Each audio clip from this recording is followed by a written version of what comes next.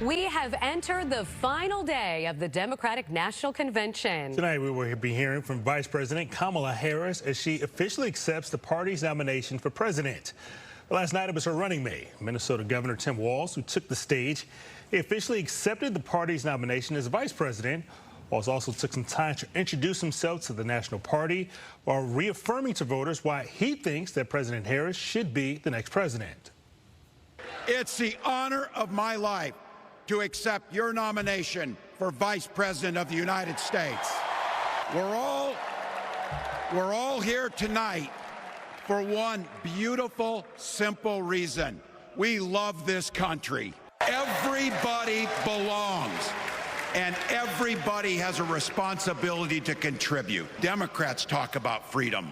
We mean the freedom to make a better life for yourself and the people that you love.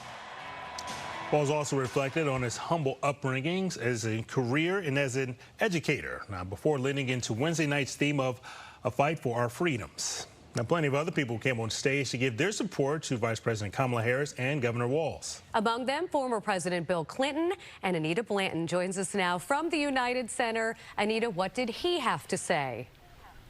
Oh, he had a lot to say. Of course, this is former President Bill Clinton, after all, who at 78 years old is no stranger to this setting. He is considered a veteran in terms of the Democratic National Convention and his political party. It goes back decades. This is actually his 13th time addressing the DNC. So let's go back through some of the things that he wanted to get over this time. It was rumored that he even ripped up his speech earlier in the week that he had planned after he saw the enthusiasm in the room and decided to go in a different direction last night.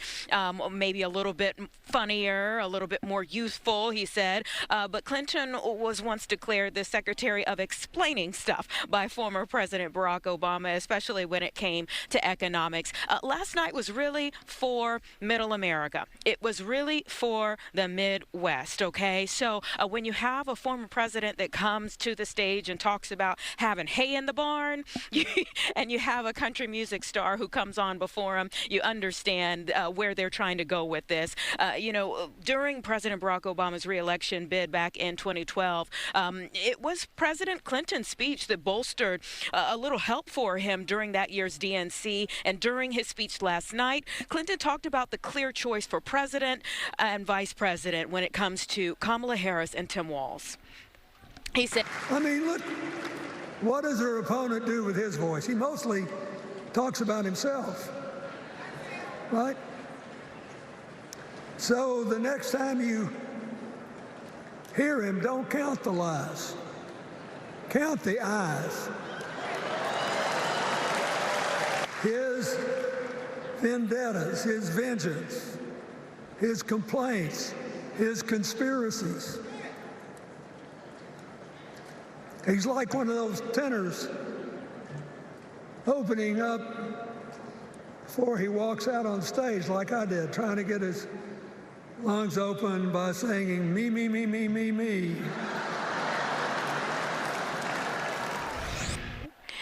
So he also took a bit of time to commend President Joe Biden for giving up his political power, acknowledging how hard of a decision that had to be. He called him a modern-day George Washington, and he called Vice President Kamala Harris a breath of fresh air. Back to you.